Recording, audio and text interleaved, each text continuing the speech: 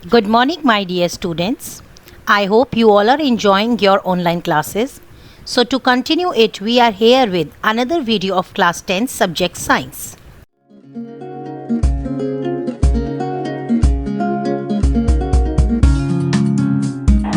Good morning students of class 10। कैसे हैं आप सब? होप आप सब अच्छे हैं एंड इट शुड बी।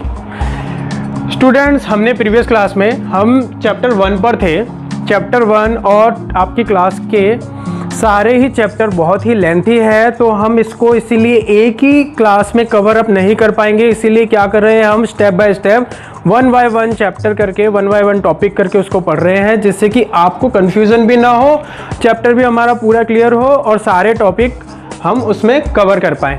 तो स्टूडेंट्स, हमने चैप्टर 1 जो पढ़ा था उसमें हमने प्रीवियस क्लास में क्या पढ़ा था कि केमिकल इक्वेशन एंड रिएक्शन क्या होते हैं, कैसे हमें पता चलता है कि केमिकल रिएक्शन हुए हैं किसी पर्टिकुलर कंपाउंड में, और केमिकल रिएक्शन को लिखने का तरीका जो होता है वो हमने पिछले क्लासेस में पता किया था। केमिकल इक्वेशन जो भी हम केमिकल उसमें यूज़ होते हैं केमिकल इक्वेशन में, वो केमिकल इक्वेशन को सेंटेंस में लेंथी ना बना के उसको शॉर्ट में लिखते थे हम, और वो शॉर्ट में लिखते थे वो उसके पर्टिकुलर केमिकल के सिंबल होते हैं, ठीक है, वो सिंबल यूज़ करके हम उनको शॉर्ट में लिखते थे। यही होता था केमिकल इक्वेशन। तो लास्ट क्लास तक हमने ये सारी चीज़ें सीख ली थी।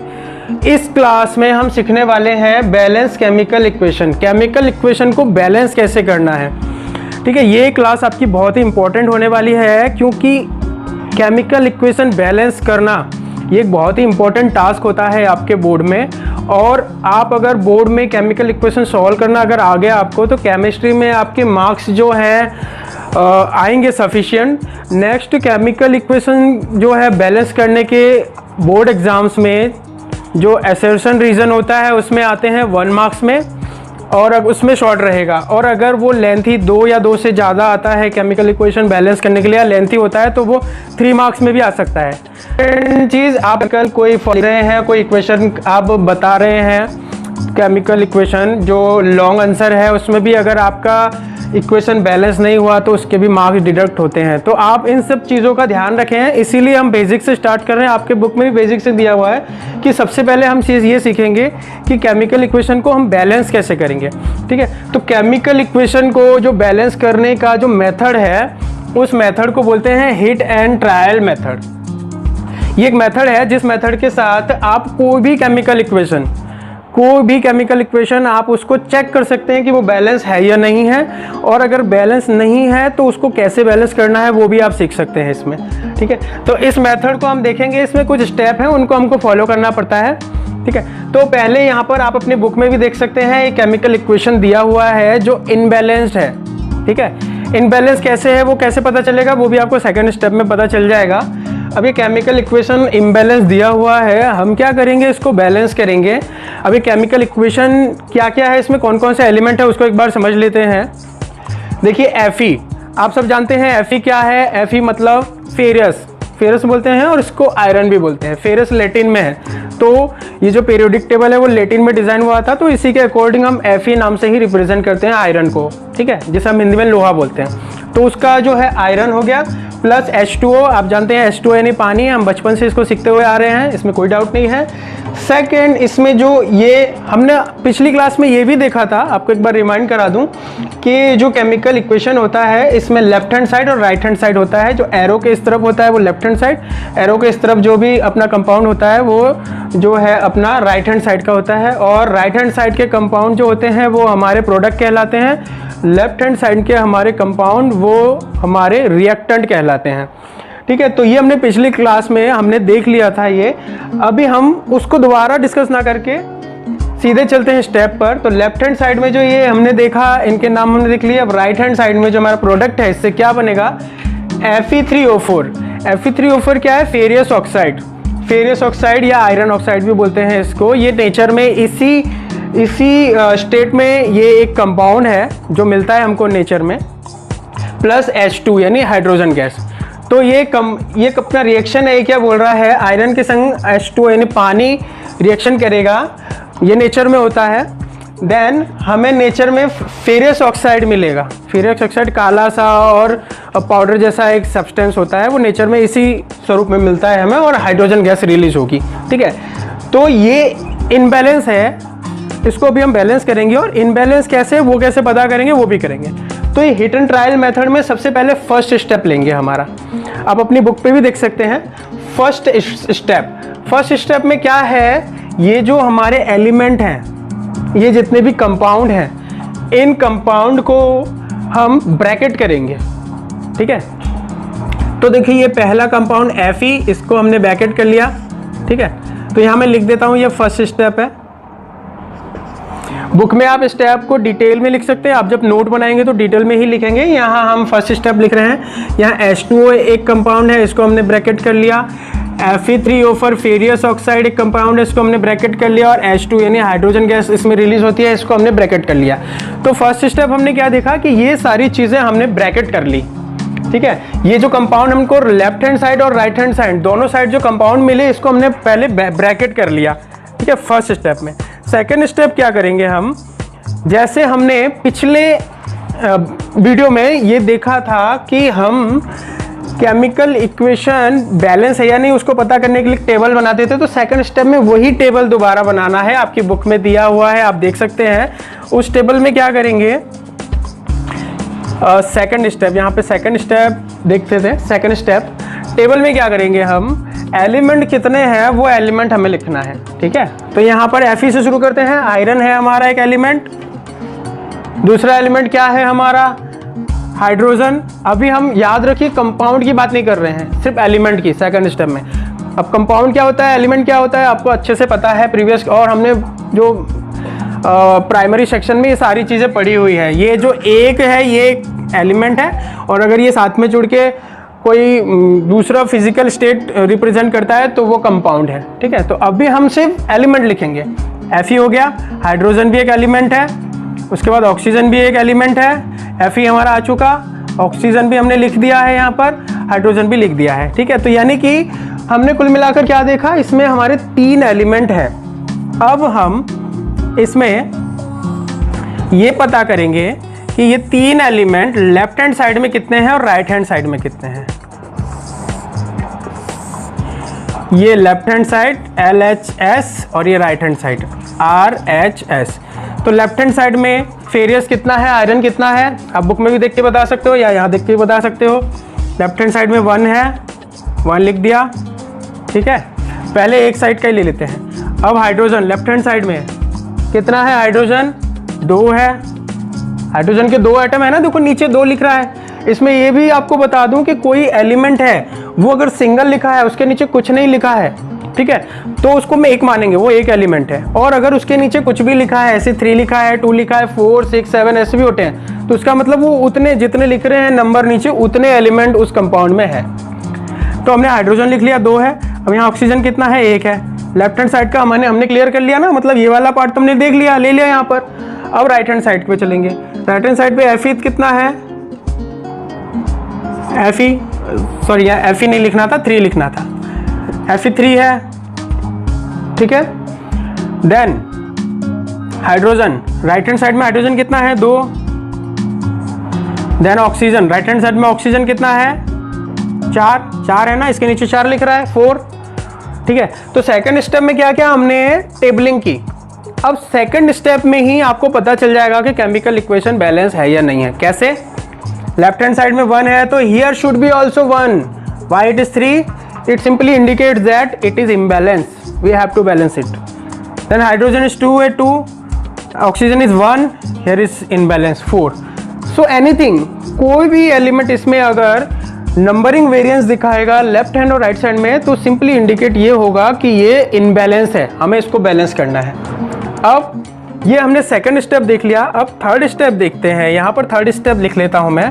थर्ड स्टेप में क्या करेंगे, जो अभी हमें ये पता चल गया, सेकंड स्टेप में ये हमें पता चल गया कि बैलेंस नहीं है केमिकल इक्वेशन, हमें भी बैलेंस करना है। तो बैलेंस करने के लिए हम थर्ड स्टेप पे चलेंगे। थर्ड स्टेप में क्या करेंगे, ये जितने भी कंपाउंड है 1 2 3 4, इन कंपाउंड में जिस कंपाउंड में सबसे ज्यादा एलिमेंट, सबसे ज्यादा एटम है, उस कंपाउंड को लेंगे।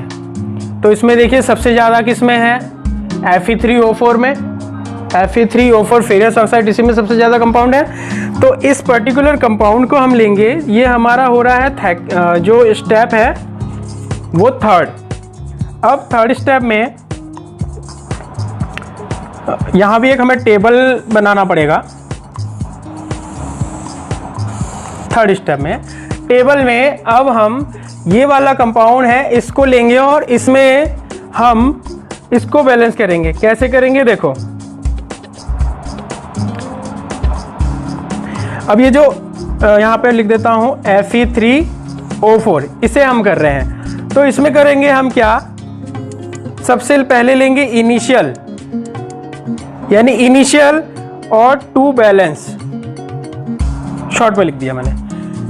इनिशियल मतलब वो पहले कितना था, पहले वो कितना था, इनिशियल मतलब पहले का, ठीक है, शुरुआती। और टू बैलेंस, टू बैलेंस मतलब अब बैलेंस करने के लिए क्या करना पड़ेगा। अब इनिशियल में हम सबसे पहले इसमें सबसे ज्यादा जो एटम है हमारा, ठीक है, तो ऑक्सीजन है। देखो जिस कंपाउंड में सबसे ज्यादा एलिमेंट हो, तो देखो ऑक्सीजन ही सबसे ज्यादा है, 4 से ऊपर तो कोई भी डिजिट नहीं है। तो सबसे पहले इसीलिए ऑक्सीजन को बैलेंस करेंगे हम, ठीक है। तो इस कंपाउंड में ऑक्सीजन सबसे ज्यादा है, तो हम क्या करेंगे, इनिशियल यानी पहले ऑक्सीजन हमारा कितना था, रिएक्टेंट में, यहां पर हमें रिएक्टेंट लेना पड़ेगा और यहां पर प्रोडक्ट, शॉर्ट में लिख दिया रिएक्टेंट एंड प्रोडक्ट। तो रिएक्टेंट में ऑक्सीजन कितना है, ये हमारा पार्ट रिएक्टेंट कहलाएगा, ठीक है, और ये हमारा पार्ट प्रोडक्ट कहलाएगा। अब इसमें रिएक्टेंट में ऑक्सीजन कितना है, रिएक्टेंट में हमारा ऑक्सीजन 1 है, एक ही तो है यहां पर। अब ये प्रोडक्ट में कितना है, 4। अब यहां पर 4 है, यहां पर 1 है, तो ये करने के लिए हमें बैलेंस करने के लिए क्या करना पड़ेगा, इसको यहां भी 4 बनाना पड़ेगा जहां ये 1 है, ठीक है ना।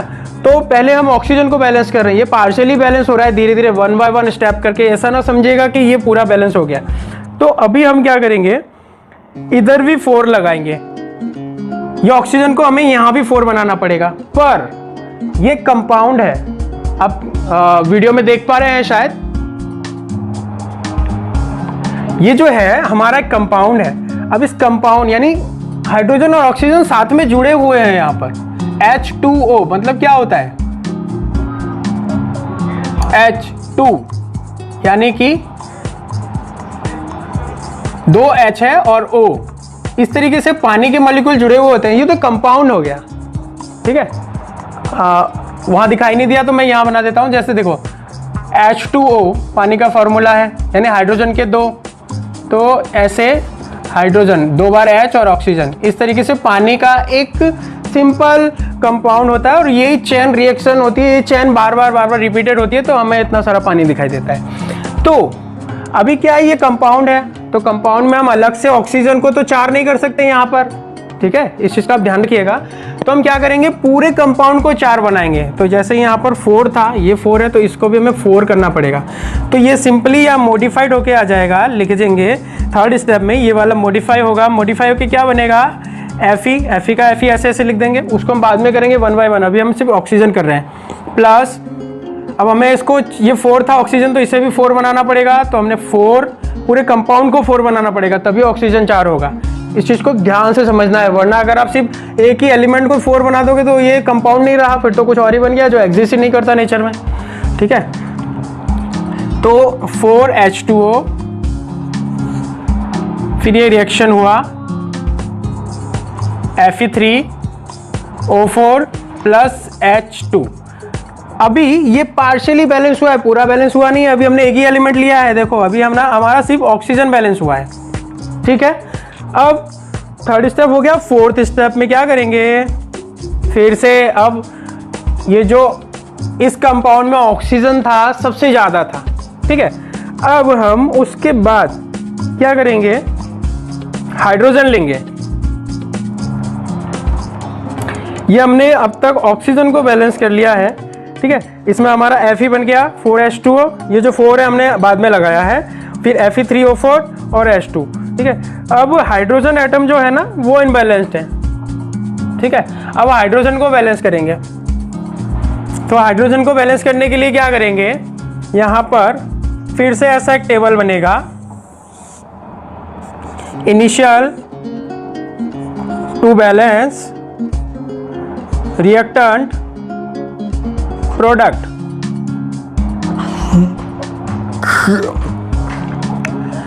अब इनिशियल हाइड्रोजन इनिशियल में कितना था, इनिशियल मतलब पहले रिएक्टेंट में, रिएक्टेंट मतलब ये, इसमें हाइड्रोजन कितना है, 2 है, ठीक है ना। इनिशियल में रिएक्टेंट में 2 है, ये रहा 2 हाइड्रोजन। अब प्रोडक्ट में कितना है हाइड्रोजन। अब लेकिन आपको समझने वाली बात ये है, अभी हम ये वाला इक्वेशन फॉलो नहीं करेंगे, अभी हम ये वाला इक्वेशन फॉलो करेंगे। समझ रहे हैं आप स्टूडेंट्स, इसको अभी आप भूल जाओ, ये हट गया। अब यहां पर देखेंगे तो अभी हमारा ये 2 नहीं है हाइड्रोजन। 2 क्यों नहीं है, देखो हाइड्रोजन के नीचे 2 है और यहाँ 4 है, यानी हाइड्रोजन का एक पेयर बन गया, ठीक है। तो ये बोल रहा है कि हाइड्रोजन के 4 पेयर हैं, तो 4 पेयर होंगे तो कितने हाइड्रोजन होंगे, 4 2 8 होता है, 8 होंगे ना। तो ये इनिशियल में 8 है हाइड्रोजन यहाँ पर रिएक्टेंट में। प्रोडक्ट में इनिशियल कितना है, 2 है, ठीक है ना, 2 ही तो है, यहाँ तो आगे कुछ नहीं है। लेकिन अभी तो हमारा ये बैलेंस नहीं हुआ, तो बैलेंस करने के लिए क्या करेंगे, अगर यहाँ पर 8 है तो यहाँ भी 8 होना चाहिए, तो इसी को भी पेयर बना देंगे। तो 4 2 8, इसके आगे भी 4 लग जाएगा, तो ये यहाँ पर अपडेट हो जाएगा Fe प्लस, ठीक है। यहाँ पे मैं लिख देता हूँ 4 2 8, तो यहाँ भी 8, यहाँ भी 8, तो Fe 4H2O FeO4 ferrous oxide plus, अभी यहाँ पर 4 लग जाएगा 4H2, ठीक है। 4 2 8, 8 हाइड्रोजन, 4 2 8, 8 हाइड्रोजन, ये 4 है, ठीक है। Don't be confuse by this. Hydrogen balance हो गया, ठीक है ना, समझ में आया अब तक, क्लियर है। तो ये हमारा हो गया हाइड्रोजन बैलेंस, ठीक है। तो ये हमारा पार्शियली बैलेंस क्या निकला, Fe 4H2O Fe3O4 then 4H2O। अभी स्टूडेंट्स हमने क्या देखा था, हमारे पास 3 एलिमेंट थे, 2 एलिमेंट हम बैलेंस कर चुके हैं। हमारा क्या क्या बैलेंस हो गया, ऑक्सीजन बैलेंस हो गया, हाइड्रोजन बैलेंस हो गया, ऑक्सीजन हो गया, हाइड्रोजन हो गया, क्या रह गया, Fe फेरियस रह गया बैलेंस होना। तो इसके लिए एक और स्टेप बनेगा यहाँ पर, स्टेप नंबर 5 क्या होगा, फिर से ऐसा एक टेबल बनेगा। अब इसमें भी इनिशियल टू बैलेंस, फिर यहाँ पर रिएक्टेंट प्रोडक्ट। अब रिएक्टेंट में Fe कितना है, रिएक्टेंट में Fe 1 है, प्रोडक्ट में Fe 3 है,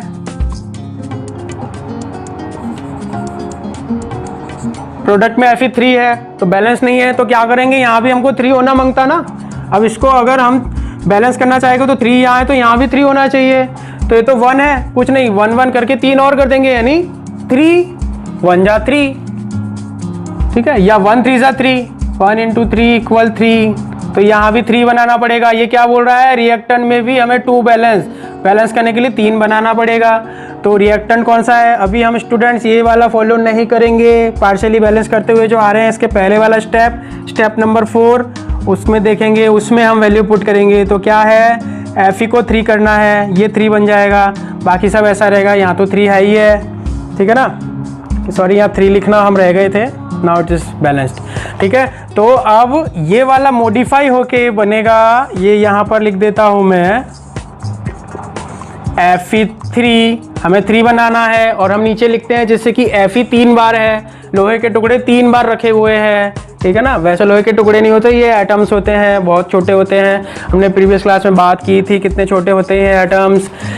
तो Fe3 हो गया प्लस 4H2O, 4 पानी के molecule compound H2O, then arrow, then Fe3O4 plus 4 hydrogen release होगा। ये हमारा बैलेंस बन गया, ये इक्वेशन बैलेंस हुआ। इस तरीके से हमने स्टेप फॉलो कर करके इसको बैलेंस किया, ठीक है।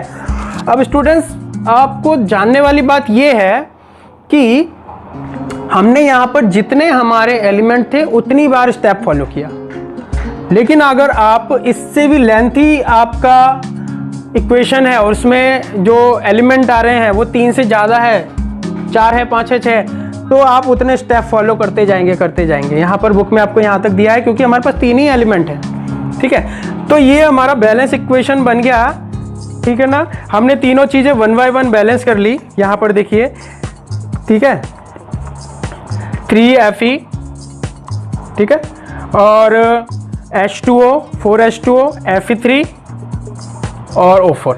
और स्टूडेंट्स एक बात और आप देख लेंगे कि ये Fe3 जब सिंगल होगा ना तो ये इसके आगे लगेगा, ठीक है। Fe जब सिंगल होगा, आयरन जब सिंगल फॉर्म में होगा, क्योंकि ये सिंगल होगा तब उसके संग ये रिएक्शन करेगा। कंपाउंड होगा तो रिएक्शन करेगा ही नहीं, और कंपाउंड होगा तो वो नीचे आएगा। तो यहाँ पर 3 लगाएंगे, उसके आगे 3 आयरन के मॉलिक्यूल, ठीक है, और उसके संग इस तरीके से बैलेंस हो जाएगा हमारा। इसके बाद अपना स्टेप नंबर 6 भी है, आपके बुक में दिया हुआ है। स्टेप नंबर 6 क्या है, इसको चेक करना कि दोनों तरफ बराबर है कि नहीं। आयरन चेक करेंगे, 3 है, यहाँ भी 3 है।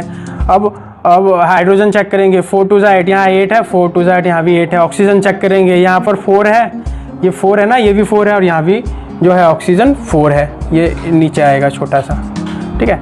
तो अब हमने लास्ट 6 स्टेप क्या है हमारा, बैलेंस करने वाला, तो हमने बैलेंस कर लिया, तो हमने चेक कर लिया कि ये बैलेंस्ड है। अब उसके बाद आपके बुक में स्टेप नंबर 7 है। स्टेप नंबर 7 क्या है देख लेंगे, उसको समझ लेंगे। देखिए स्टूडेंट्स, आप इसको स्टेप नंबर 7 है जो इसको सिंबलाइज करना मतलब इसकी फिजिकल स्टेट को हमें भी रिप्रेजेंट करना है इसमें। अब ये जो केमिकल इक्वेशन हमने यहाँ पे लिखा है, हो सकता है ये सॉलिड है, गैस है, लिक्विड है, क्या है, वो तो हमें नहीं पता।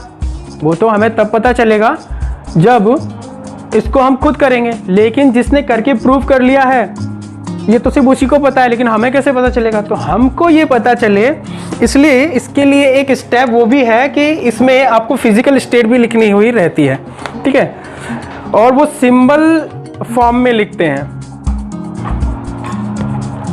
सिंबल फॉर्म में कैसे लिखते हैं, देखिए यहाँ पर दिख रहा है, हाँ। तो अगर इस केमिकल इक्वेशन में कोई गैस है, किसी का फिजिकल स्टेट गैस है, हवा में उड़ जाता है, तो उसको स्मॉल g से लिखेंगे, ठीक है।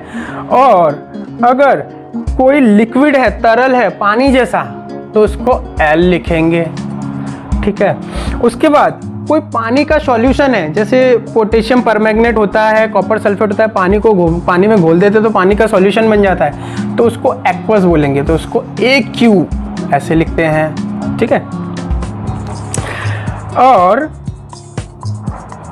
उसके बाद अगर इसमें कोई सॉलिड चीज़ है, जैसे लोहा है, लोहे को आपने कभी रूम टेम्परेचर में पिघला हुआ देखा है? नहीं, मैंने भी नहीं देखा है। और ना हवा में उड़ते हुए देखा है, लोहे को गैस बन के उड़ते देखा है, मैंने कभी नहीं देखा। आपने देखा हो तो बताइएगा मुझे। तो इसीलिए जो सॉलिड है उसको फिर एस से लिखते हैं, सॉलिड, ठीक है। तो ये फिजिकल स्टेट है और इसको लिखने का ये सिंबल है। अब इसको इसे सिंबलाइज करेंगे। सिंबलाइज करने के लिए देखो, ये Fe है, हमें पता है सॉलिड है, और हमें भी नहीं भी पता है तो जो एक्सपेरिमेंट करते हैं वो उसको लिख लेते हैं और उसमें उस तरीके से लिखते हैं। तो जहाँ जहाँ हमें ज़रूरत है, जहाँ हमें बताया जाता है कि फिजिकल स्टेट बताओ, वहाँ हमें लिखना है। अगर बुक में जहाँ पे दिया हुआ है हमको उस अकॉर्डिंग ही याद करना है, ठीक है। ये सॉलिड हो गया, ठीक है। और इसको ना ब्रैकेट में लिखते हैं, आप इस चीज़ को ध्यान रखिएगा, फिजिकल स्टेट कभी भी ब्रैकेट में लिखते हैं। और ये जो 4H2O होता है ना, ये आपने बुक में देखो, ये गैस दिया हुआ है, गैस। अभी गैस क्यों दिया है? ये जो 4H2 है ये ह्यूमिडिटी है। ह्यूमिडिटी मतलब हवा में जो घुला हुआ ऑक्सीजन होता है उसी से रिएक्शन करके ये फेरियस ऑक्साइड बनाता है, ठीक है। तो इसीलिए उसको गैस दिया हुआ है। और जो फेरियस ऑक्साइड होता है वो सॉलिड होता है, जैसे कि हमने बात किया था, काले रंग का एक पदार्थ होता है फेरियस ऑक्साइड, डस्ट जैसा, ठीक है, वो फेरियस ऑक्साइड है। ठीक, उसके बाद जो H2 निकलता है वो गैस है। हाइड्रोजन तो गैस ही है, हम जानते हैं। तो इस तरीके से सिंबलाइज करते हैं। ये हमने लिखा फिजिकल स्टेट, ठीक है। इस चीज़ को, ये तो इम्बैलेंस है, हमें यहाँ लिखना है ये चीज़, सॉलिड गैस, सॉलिड गैस, ठीक है। तो ये हो गया फिजिकल स्टेट, हमने रिप्रेजेंट कर दिया। उसके बाद आपके इस बुक में और इसी टॉपिक के नीचे एक और चीज़ दिया हुआ है, ठीक है। अब वो देखो, वो क्या है? कैटलिस्ट। यहाँ दिखाई दे रहा है? नहीं, यहाँ, हाँ, कैटलिस्ट। अब स्टूडेंट्स, ये कैटलिस्ट क्या होता है? कैटलिस्ट को बताने से पहले इसकी हिंदी बता दूं। इसको हिंदी में बोलते हैं उत्प्रेरक। उत्प्रेरक। अब उत्प्रेरक सुन के क्या पता लग रहा है? उत्प्रेरक यानी प्रेरणा देने वाला, यानी बढ़ावा देने वाला, किसी चीज को पुश करने वाला, उसमें प्रोग्रेस लाने वाला, ठीक है। तो उत्प्रेरक क्या होते हैं? उत्प्रेरक कैटलिस्ट को, कैटलिस्ट क्या हो सकते हैं? कोई, पहले आपको कैटलिस्ट बता दूं। कैटलिस्ट वो होते हैं किसी भी केमिकल इक्वेशन को, उसकी स्पीड को बढ़ाने या घटाने का जो काम करता है वो कैटलिस्ट करता है। एग्जाम्पल, आप अगर 2 पानी का ग्लास लेंगे, एक में ठंडा पानी एक में गर्म पानी भरेंगे और उस पानी में चीनी घोलेंगे, तो ठंडे में, और चम्मच से घोलेंगे तो ठंडे में ज़्यादा घुलेगा या गर्म में? ऑब्वियसली गर्म में जल्दी घूमेगा। आप करके भी देख सकते हैं, फिर मुझे बताना। ठंडे में घुले तो भी मुझे बता के चकित कर देना, ठीक है। अब उस ग्लास में जो पानी जल्दी डिजॉल्व हुआ, जो शुगर है जल्दी डिजॉल्व हुआ, इसके पीछे क्या जवाबदार था? उसका गर्म होना, यानी टेम्परेचर। तो टेम्परेचर हमारा कैटलिस्ट होगा, ठीक है। एक और एग्जांपल देता है। ये तो हमने टेम्परेचर बात की, अब बात करते हैं प्रेशर की। दाल उबालते हैं आप घर में, मम्मी उबालती होंगी, आप कभी ऑब्जर्व करना जाके। दाल जब अब वो दाल को जब आप बॉईल करते हैं तो एक तपेले में करना, बॉईल बकेट में, और फिर प्रेशर कुकर में करना, और दोनों का टाइम मेजर करना कि किस में जल्दी होता है, ठीक है। करके आप बताना मुझे भी। तो मुझे तो पता है प्रेशर कुकर में ही जल्दी होगा, क्योंकि उसमें क्या है? प्रेशर से कुक करने वाला, इसलिए उसका नाम है प्रेशर कुकर। तो प्रेशर देंगे तो काम जल्दी होगा, तो उसमें केमिकल रिएक्शन जल्दी होगी। तो ये इसमें केमिकल रिएक्शन जो हुआ, इसमें इसको बढ़ावा देने वाला उत्प्रेरक कैटलिस्ट कौन था? प्रेशर, ठीक है। अभी जो प्रेशर है ना और जो टेम्परेचर है, इसको कहाँ लिखा जाता है? इसके ऊपर ये जो एरो है, केमिकल रिएक्शन के लेफ्ट हैंड साइड और राइट हैंड साइड के बीच में जो एरो है, इस एरो के बीच में लिखा जाता है। अगर टेम्परेचर है तो उसके लिए डेल्टा लिखा जाता है, आपकी बुक में नहीं है पर नॉलेज के लिए सीख लो। और जो प्रेशर होता है, प्रेशर के लिए एटीएम लिखा जाता है। एटीएम, पैसा निकालने वाला नहीं, एटमॉस्फेरिक प्रेशर। एटीएम मतलब एटमॉस्फेयर, हवा का दबाव। अब हवा का जो दबाव, जो हवा हमारे ऊपर वजन डालती है, तुम्हारे मेरे सबके ऊपर डालती है, अब उस वजन से कंपेयर करते हैं कि उससे हमने कितना कम वजन डाला है, ज़्यादा वजन डाला, तो उससे ये डिफाइन होता है कि केमिकल रिएक्शन ज़्यादा हो गई, कम हो गई। ये तो हमने केमिकल रिएक्शन ज़्यादा करने वाली बात कर ली, अब कम कैसे करेंगे? अब बोलेंगे सर हमें तो हर जगह ज़्यादा ही करना है, कम करने की हमें क्या ज़रूरत है? हम थोड़ी चाहेंगे कि देर से हम बैठे रहें घड़ी लगा के, ऐसा नहीं होता। जैसे हम रिएक्टर न्यूक्लियर पावर में देखते हैं, जहाँ पर पानी को गर्म करके बिजली उत्पन्न की जाती है, ठीक है, यूरेनियम से। तो उसमें क्या होता है? यूरेनियम को जब 2 अलग एलिमेंट में डिवाइड करने की जो प्रोसेस होती है ना, तो उसमें वो बहुत स्पीड से होता है। इतनी स्पीड से अगर होगा तो न्यूक्लियर चैम्बर फट जाएगा और उसके आसपास का सारा एरिया जो है डिस्ट्रॉय हो जाएगा। तो उससे रोकने के लिए हमें क्या करना पड़ता है? वहाँ उस प्रोसेस को स्लो करना पड़ता है। तो उसमें स्लो करने के लिए हम ग्रेफाइट की रॉड वहाँ अंदर रखते हैं। वो वाला भी चैप्टर है आपके 10th की क्लास में, आगे के चैप्टर में। बहुत ही इंटरेस्टिंग है आपका क्लास 10th का जो साइंस का बुक है, ठीक है। ध्यान से, ईजीली और समझदारी से पढ़ेंगे तो बहुत इंटरेस्ट लेके पढ़ेंगे और मज़ा भी आएगा। तो होप आप लोगों को ये केमिकल इक्वेशन बैलेंस करने का पूरा जो फिनोमिना है पूरा समझ में आया और सारे स्टेप समझ में आया, किस तरीके से करना है, फिजिकल स्टेट कैसे लिखनी है वो भी समझ में आया, कैटलिस्ट क्या होते हैं वो भी समझ में आ गया होगा। ठीक है, तो ये तो आपको स्टडी करना है, हमने इसको समझा। इसमें फिर भी अगर कोई डाउट आपको रह गई है तो मुझे कमेंट सेक्शन में लिख के बताइए, जो भी डाउट आपकी रहेगी उसको ज़रूर से कंप्लीट करेंगे। ठीक है, टिल देन आप नए जो पेज है, नेक्स्ट पेज है, उसकी तैयारी करिए। हम नेक्स्ट पेज की स्टडी करेंगे नेक्स्ट क्लास में। टिल देन इसको रिवाइज करिए, और भी 2-3 केमिकल इक्वेशन है जिन्हें आपको सॉल्व करना है। ऐसे केमिकल इक्वेशन आप लीजिए बुक में से और खुद को उसको इनबैलेंस करके उसको बैलेंस करने की कोशिश करिए, सेल्फ स्टडी करिए। ठीक है, होप आपको ये वीडियो समझ में आया होगा। समझ में आया तो लाइक करिए, चैनल को सब्सक्राइब करिए, और आपको अच्छा लगा हो वीडियो तो इसको